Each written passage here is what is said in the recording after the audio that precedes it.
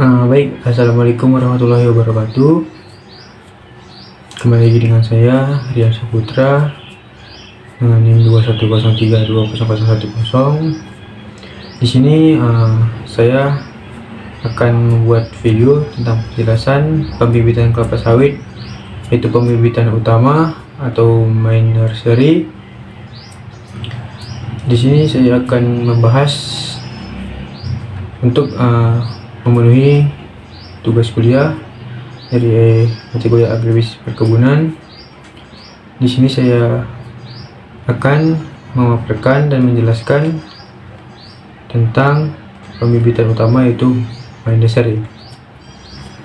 Jadi main nursery adalah tahap lanjutan di mana bibit dari pre-nursery dipindahkan ke polybag yang lebih besar. Proses ini berlangsung selama 12 sampai 14 bulan atau hingga bibit siap dipindahkan ke lahan produksi atau field planting. Adapun tahapan dari main nursery ini, yang pertama itu ada pemindahan bibit.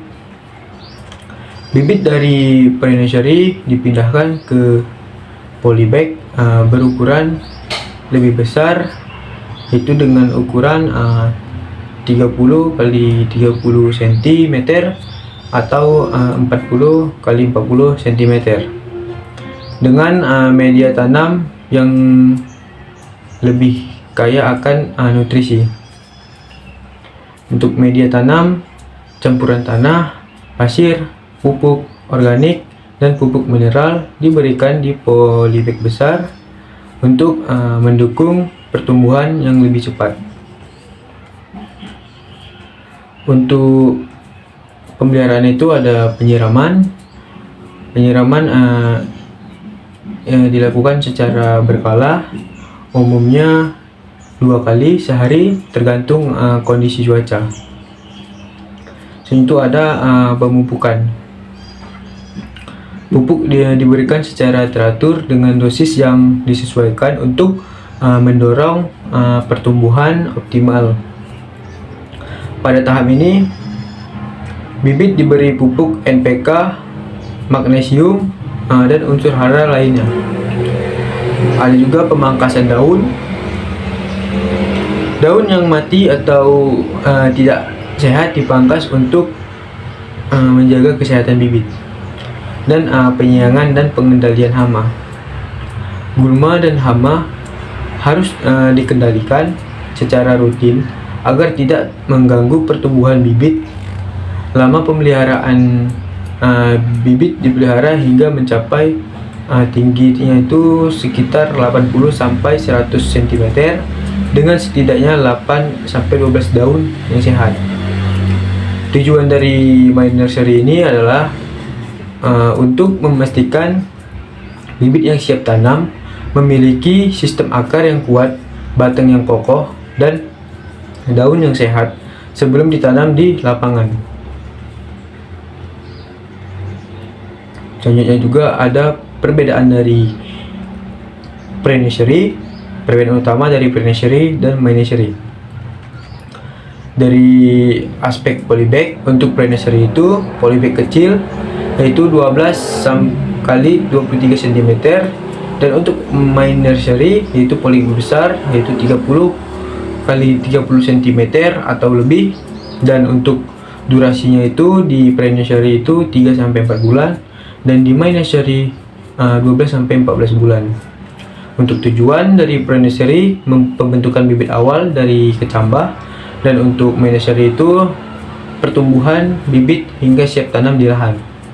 Dan untuk pemupukan di bagian pre-nursery itu pupuk daun atau larut air, dan untuk di main nursery itu menggunakan pupuk NPK dan unsur hara lainnya. Di bagian pemeliharaan itu di pre-nursery itu ada penyiraman, pemupukan ringan, dan penyiangan. Di main nursery itu ada penyiraman rutin, pemupukan intensif, dan pengendalian hama. Dan untuk ukuran bibit di pre-nursery itu bibit mencapai tinggi 30-40 cm, dan di my nursery bibit mencapai tinggi 80-100 meter. Jadi my nursery ini adalah tahap pembibitan lanjutan di mana bibit dipelihara lebih intensif hingga siap untuk ditanam di lapangan.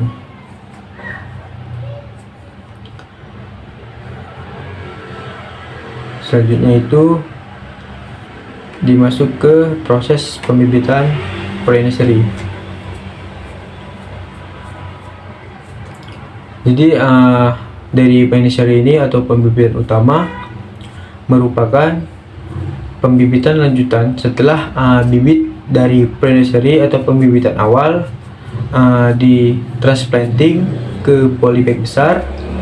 Bibit yang berkualitas dari my nursery akan memiliki dampak positif pada produktivitas kelapa sawit untuk di masa depan. Dan ada beberapa hal yang perlu diperhatikan dalam perawatan my nursery, yaitu diantaranya itu seperti yang pertama itu ada persiapan lahan. Persiapan lahan dilakukan untuk menentukan lahan pembibitan dengan memperhatikan kondisi lahan. Lokasi lahan pembibitan harus dekat dengan sumber air, mudah dijangkau, bebas dari gangguan hewan ternak maupun hewan liar.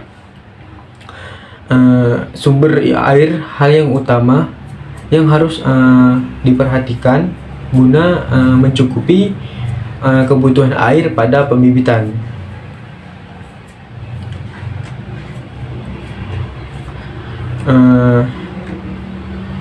Selanjutnya itu untuk langkah pertama dalam pemilihan persiapan lahan itu yaitu dengan membersihkan lahan dan hapus semua vegetasi yang ada, termasuk semak-semak dan pohon-pohon kecil.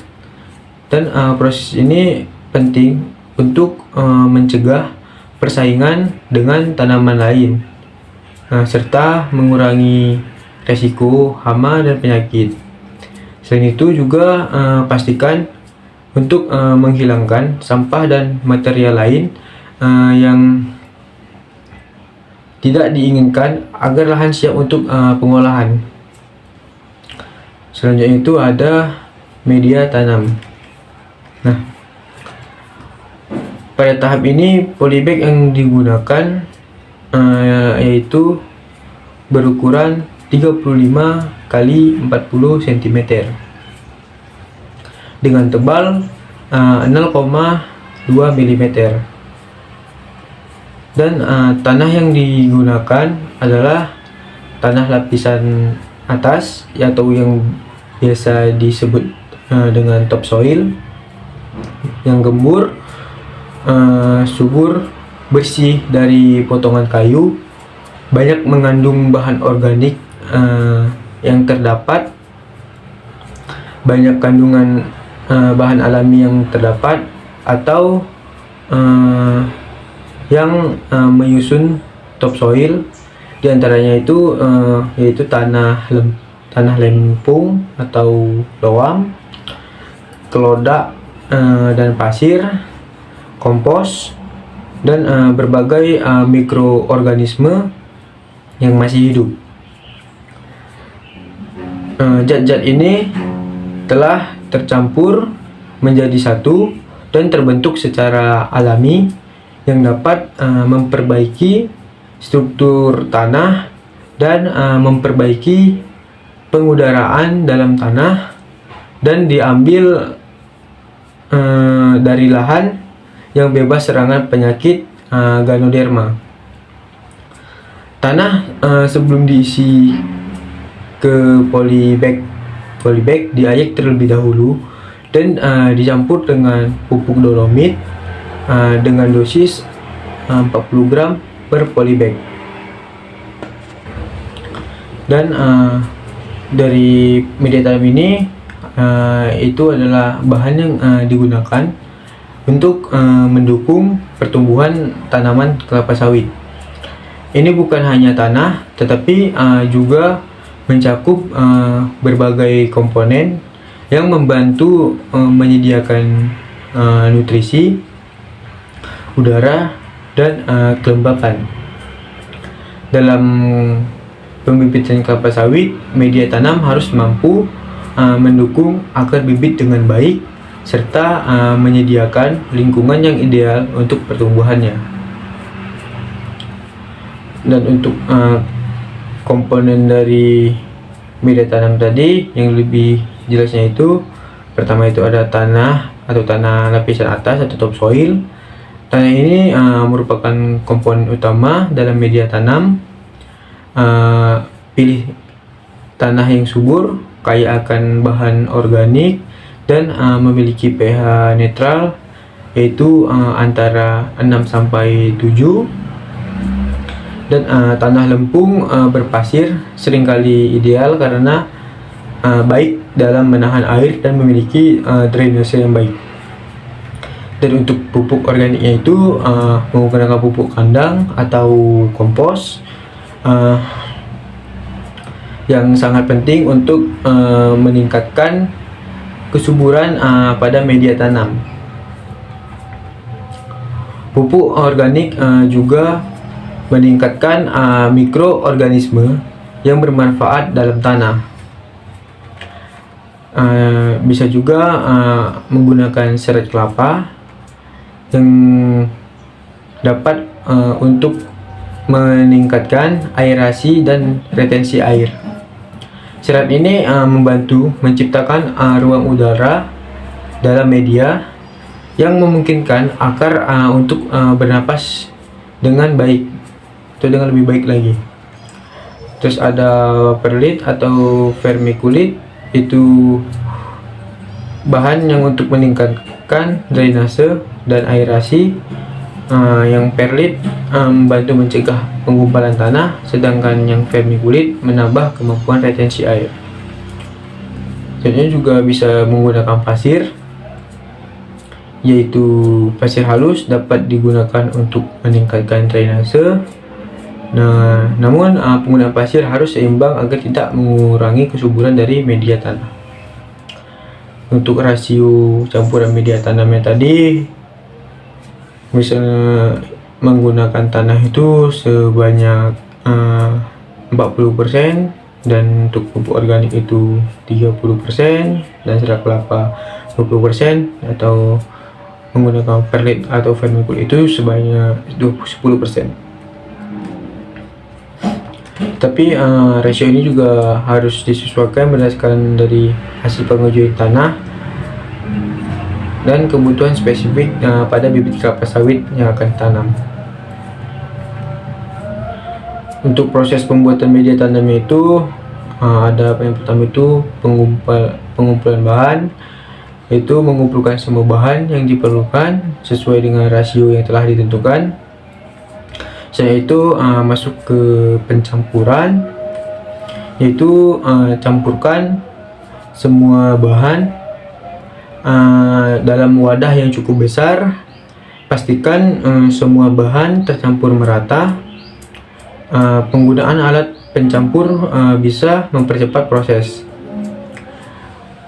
Selanjutnya itu pengecekan kelembapan.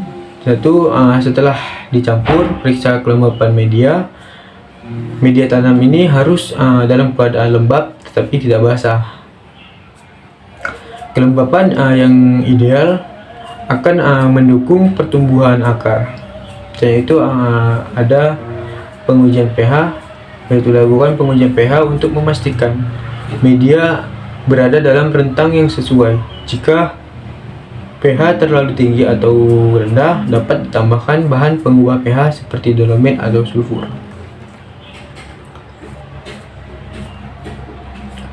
Sebenarnya itu ada cara pemeliharaan media tanamnya itu harus dilakukan. Yang pertama itu penyiraman rutin, yaitu pastikan media tetap lembab terutama saat cuaca panas, dan penyiraman dilakukan pagi dan sore hari. Selanjutnya itu melakukan pemupukan, yaitu dengan melakukan pupukan tambahan setelah beberapa minggu untuk memberikan nutrisi tambahan kepada bibit. Dan di pengendalian hamanya untuk perkembangan bibit, dan lakukan pengendalian jika terdapat hama atau penyakit yang muncul. Selanjutnya itu masuk ke pengisian dan pengaturan polybag.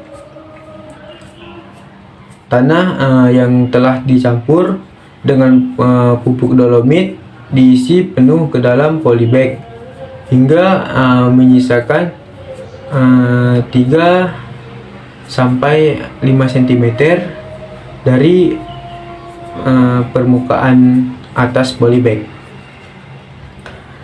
Kemudian tanamlah bibit dari pre-nursery tadi ke media tanam my nursery dengan cara melakukan penyiraman ke polybag agar mudah untuk dilubangi seukuran baby bag. Selanjutnya bibit dipegang miring di saat disayat keliling, dan bungkusnya dilepas lalu dimasukkan ke dalam lubang polybag sambil menahan bibitnya, dan bibit yang telah ditanam ditimbun dan dipadatkan. Kemudian diberi mulsa berupa tandan kosong atau tangkos yang telah digiling, dan fungsi dari mulsa ini adalah untuk menjaga kelembapan tanah dan menekan penumbuhan gulma. Konsolidasi bibit dilakukan 1 bulan sekali, seperti mengganti polybag yang robek, mengganti polybag yang robek, menambah tanah, menambah mulsa, dan menegakkan tanaman yang miring.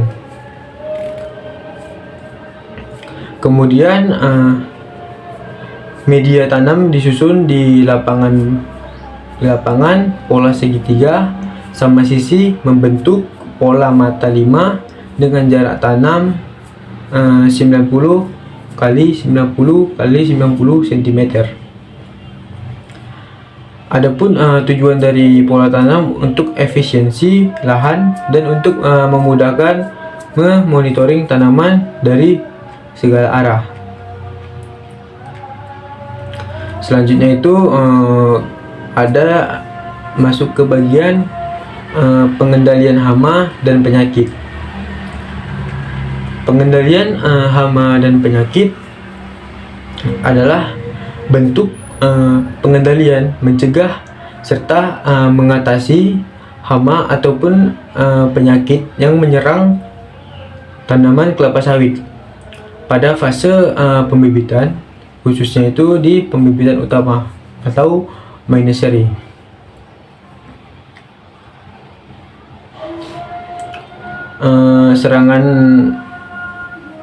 Serangan ini dapat menimbulkan kerusakan pada tanaman sehingga dapat menghambat pertumbuhan tanaman, bahkan mampu membuat tanaman itu mati. Hama dan penyakit yang sering menyerang tanaman sawit, terutama pada pembibitan utama yaitu my nursery, yaitu kumbang, apogania, dan belalang yang menyebabkan lubang pada daun. Kutu menyebabkan bercak dan daun menguning, dan jamur yang menyebabkan antraknosa dan kulvularia. Pengendalian hama dan penyakit pada tanaman ini dilakukan itu 1-2 minggu sekali, hingga semua hama dan penyakit pada tanaman ini teratasi dengan menyemprotkan insektisida yang digunakan dengan merek dagang Santador dengan bahan aktif lambda silahotrin untuk membasmi hama ulat dengan dosis 15 cc, dan sedangkan pada fungisida yang digunakan dengan merek dagang Amistartop dengan bahan aktif difenoconazole dan azoxystrobin yang berfungsi untuk membasmi jamur dengan dosis 10 cc. Dan untuk ini bisa juga melakukan identifikasi hama dan penyakit yang lain, yaitu langkah yang pertama dalam pengendaliannya itu kita harus memahami dan mengidentifikasi hama dan penyakit yang umumnya itu menyerang bibit kelapa sawit pada tahap menyeseri atau pembibitan utama. Itu seperti ada ulat geraya, yaitu dengan dia menggigit daun yang mengakibatkan kerusakan yang serius, dan ada kutu daun itu menyerap sap tanaman yang menyebabkan pertumbuhan terhambat, dan ada serangga penghisap yaitu seperti kutu putih dapat menyebabkan kerusakan pada daun dan batang. Sedangkan untuk penyakitnya itu ada penyakit layu fusarium, yaitu dia menyerang akar dan dapat menyebabkan kematian pada bibit kelapa sawit. Selanjutnya ada penyakit cekaman air, yaitu mengakibatkan kerusakan pada akar dan pertumbuhan terhambat. Selain itu ada jamur dan bakteri, itu dapat menyebabkan busuk akar dan masalah pada bagian tanaman lainnya. Untuk tindakan pencegahannya itu yang paling efektif itu yang pertama itu sebenarnya dari pemilihan bibit harus sehat, yaitu dengan memastikan bibit yang digunakan berasal dari sumber terpercaya dan sehat, bebas dari hama dan penyakit, dan harus melakukan pengolahan lahan yang baik, yaitu dengan memastikan lahan dibersihkan dengan baik sebelum penanaman pada proses menyeseri, yaitu pengolahan tanah. Ini juga dapat membantu mengurangi populasi hama dan patogen di tanah yang dapat menyerang pada bibit pohon, pada bibit kelapa sawit. Selain itu bisa juga dengan menggunakan mulsa.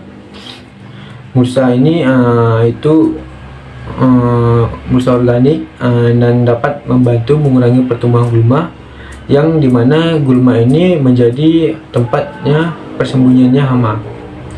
Selanjutnya itu pengendalian secara fisik dan mekanis. Yang pertama itu bisa juga menggunakan perangkap serangga, dapat digunakan untuk menangkap hama yang menyerang bibit, seperti perangkap lengket untuk kutu daun, dan bisa juga membersihkan secara manual.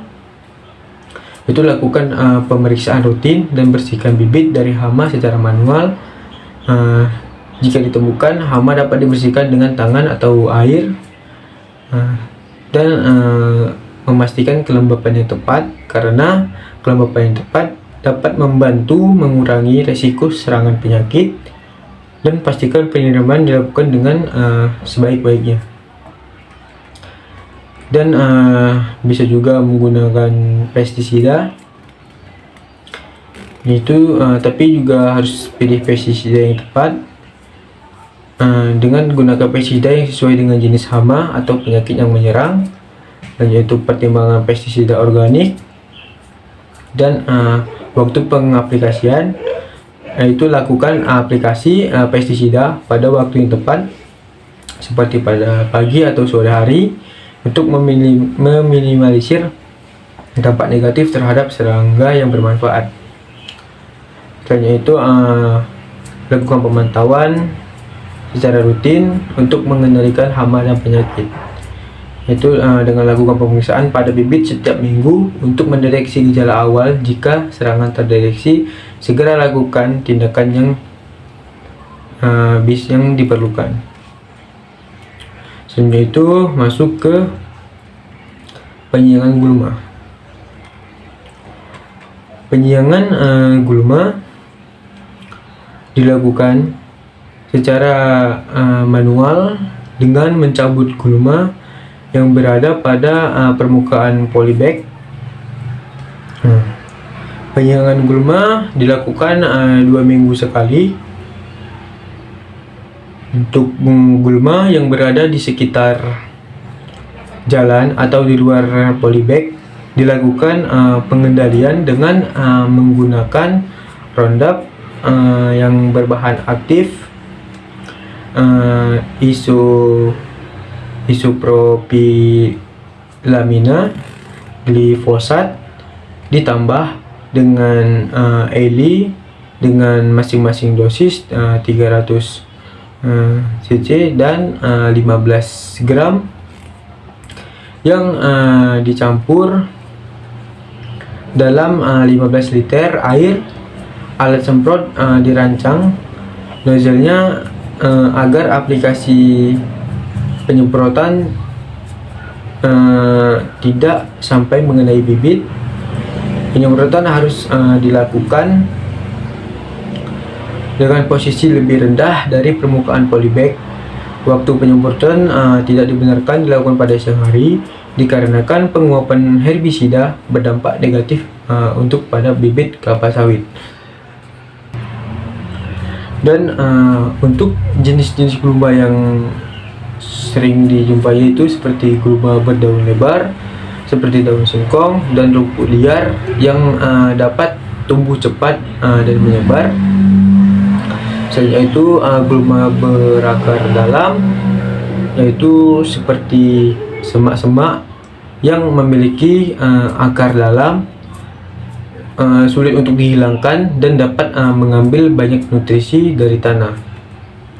Selanjutnya itu ada gulma berbunga, yaitu menarik serangga dan dapat berfungsi sebagai inang hama.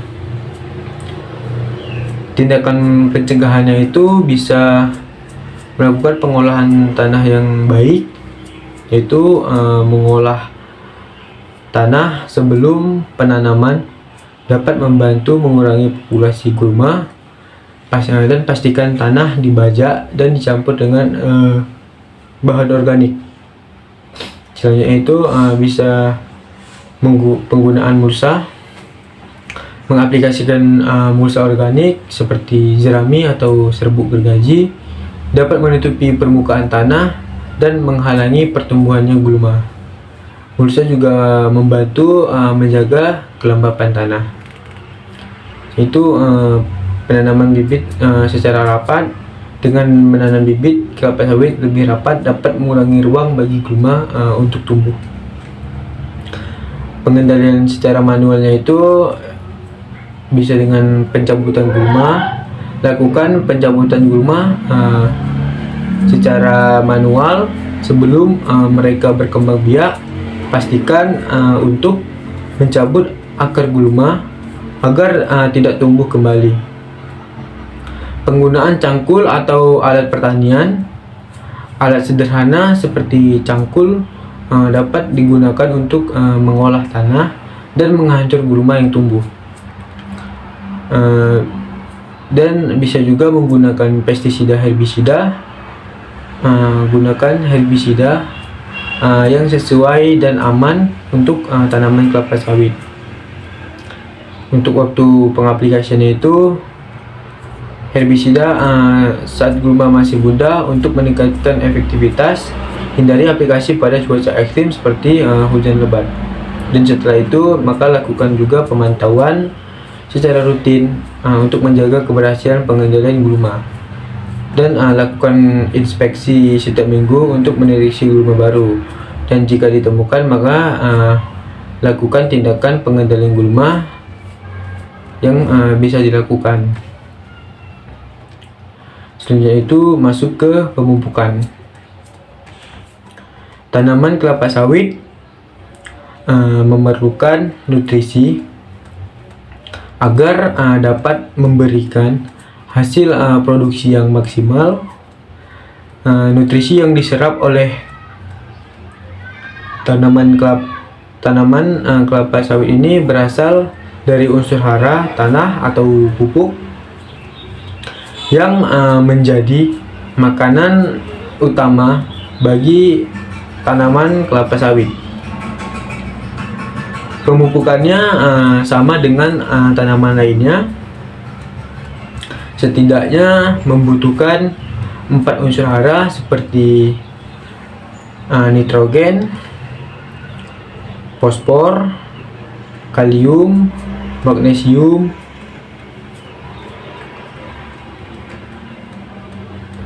menggunakan itu saja.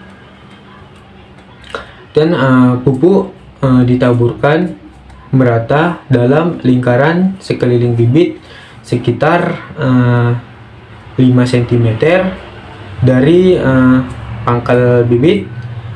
Pemberiannya disesuaikan dengan kebutuhan nutrisi pada setiap fase pertumbuhan. Jenis dan manfaat pupuk yang digunakan seperti unsur. Yang pertama itu ada unsur nitrogen. Nitrogen ini sangat berguna dalam melakukan percepatan terhadap pertumbuhan dari tunas tanaman, sehingga banyak diperlukan dalam tahap pembibitan, pertumbuhan daun yang terjadi dalam fase vegetatif, juga membutuhkan asupan unsur hara yang satu ini. Pertumbuhan dari kelapa sawit bisa terhambat jika kekurangan unsur penting ini. Ada berbagai ciri-ciri tanaman sawit yang kekurangan unsur nitrogen, yaitu daun jadi berwarna hijau pucat dan kekuningan, atau bahkan bisa sampai menggulung hingga mati. Tulang daun dan pelepahnya berubah warna menjadi kuning cerah, tumbuh gulma di sekitar tanaman sawit, serta tanaman menjadi kerdil.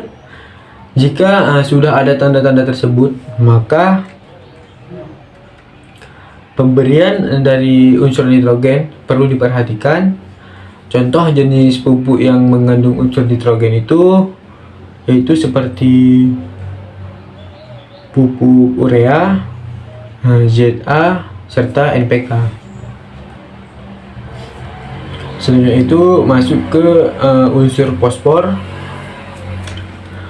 Unsur fosfor dapat menjadi salah satu penentu dari kuantitas dan kualitas buah nantinya. Selain itu, unsur ini juga berperan untuk membantu meningkatkan konduktansi dari stomata serta biosintesis, fotosintesis di bagian daun secara umum, sehingga dapat merangsang asimilasi dari karbon yang bersih.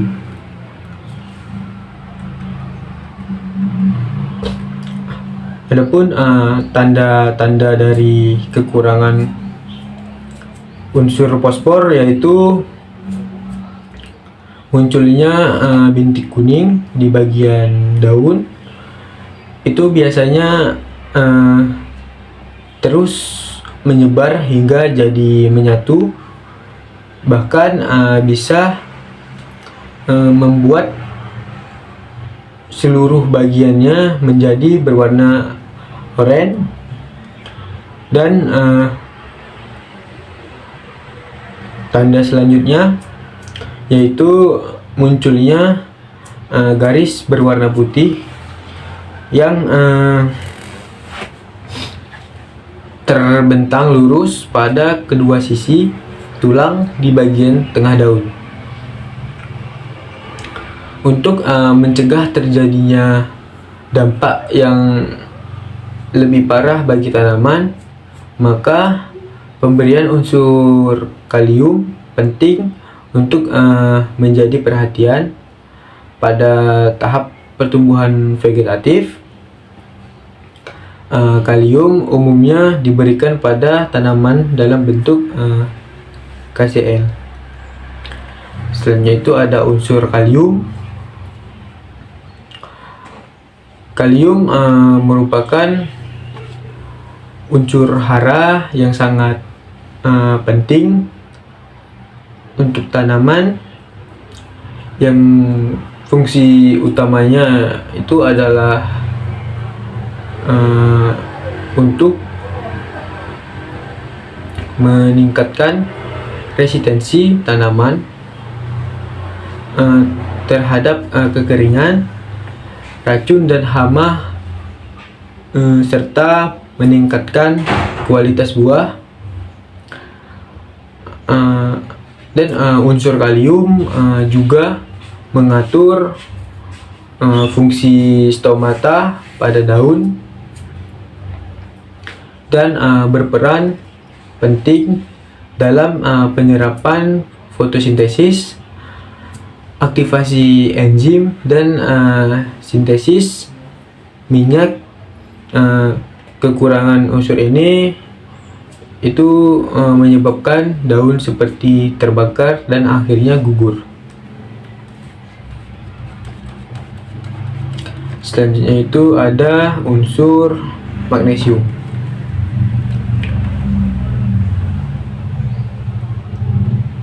Unsur magnesium ini juga dibutuhkan oleh tanaman sawit dalam jumlah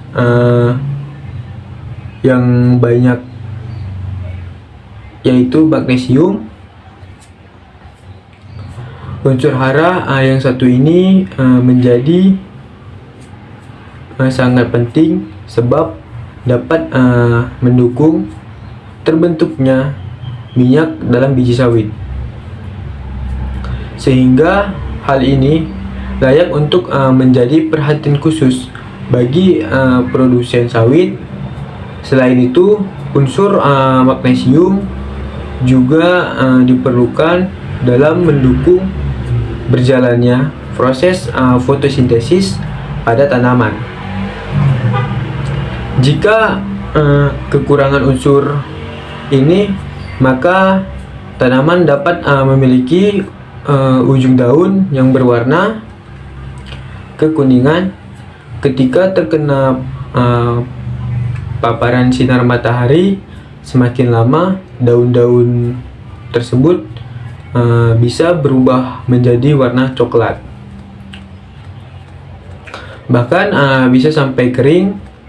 Dan pupuk sawit yang mengandung unsur magnesium antara lain yaitu kieserit dan dolomit.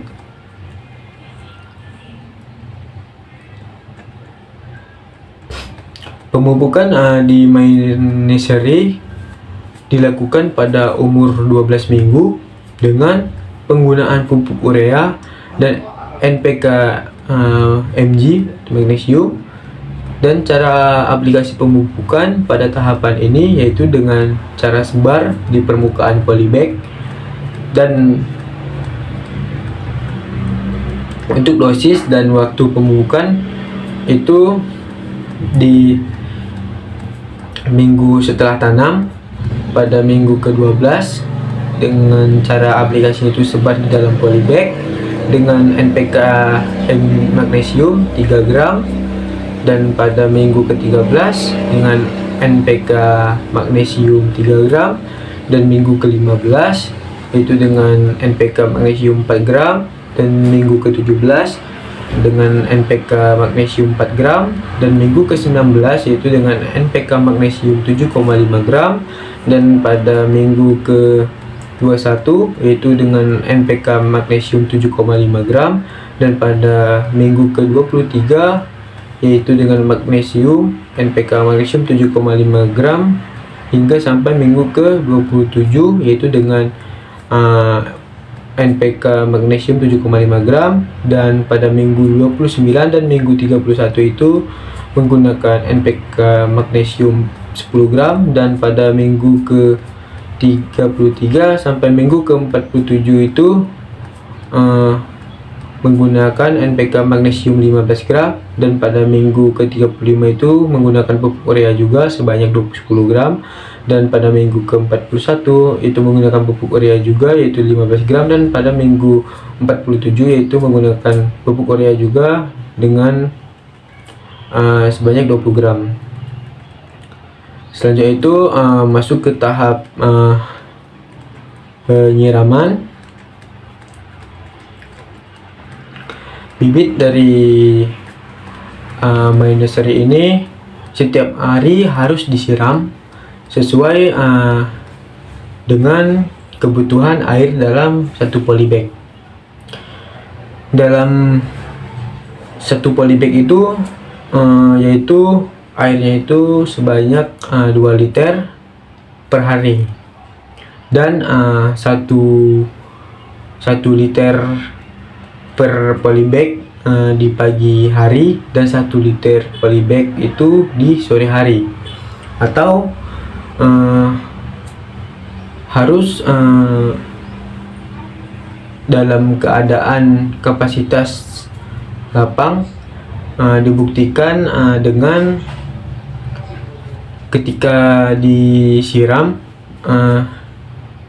dia tidak menyerap air lagi. Penyiraman di My Nursery ini dilaksanakan pada pagi hari dan sore hari, yaitu untuk pada pagi hari itu dilakukan penyiraman pada pukul 7.00 sampai dengan 08.00 waktu Indonesia Barat, dan sore hari pada pukul 16.00 sampai dengan 17.00 waktu Indonesia Barat. Kegiatan penyiraman dengan menggunakan alat sprinkle atau selang air. Jika terjadi turun hujan, maka tidak melakukan penyiraman. Dan bila malam turun hujan lebih dari 10 mm, maka pagi tidak perlu disiram. Dan jika hujan turun pada pagi hari lebih dari 10 mm, maka sore hari tidak perlu dilakukan penyiraman. Selanjutnya itu yaitu proses terakhir dalam My Nursery, yaitu seleksi. Seleksi ini bertujuan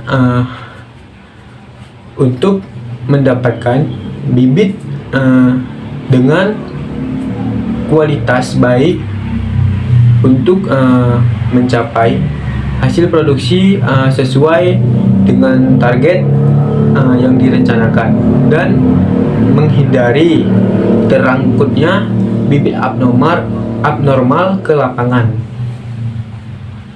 Seleksi ini dilakukan dengan 4 tahapan, yaitu tahap pertama yaitu di umur 4 bulan dilakukan seleksi bibit abnormal seperti bibit terlihat menunduk, kerdil, dan daun tidak membelah. Ini biasa ditemui pada tahap ini. Di tahap kedua yaitu pada umur 6 bulan, bibit yang diseleksi seperti bercak daun pada bibit banyak ditemui pada tahap ini. Selanjutnya di seleksi tahap 3 yaitu pada umur 8 bulan, bibit yang terkena bercak daun atau antraknosa dan daun tampak mengering akan dipisahkan. Pada tahap terakhir, yaitu pada tahap keempat, proses pemindahan ke lapangan atau transplanting. Dan hasil seleksi bibit yang terkena penyakit akan dipindahkan ke karantina untuk dilakukannya perawatan secara intensif. Dan jika bibit tidak sembuh, maka bibit akan dipotong dan dibakar. Kenapa dipotong dan dibakar itu? Karena agar bibit-bibit yang lain itu tidak terkena penyakit-penyakit yang menular. Itu tadi tujuannya. Tujuannya itu untuk memusnahkan dari penyakit yang tidak baik serta jamur dan ulat pada tanaman kelapa sawit. Itu di bagian nursery. Mungkin itu saja penjelasan dari saya. Bila ada kekurangan atau kesalahan, saya mohon maaf. Di sini saya akhiri. Assalamualaikum warahmatullahi wabarakatuh.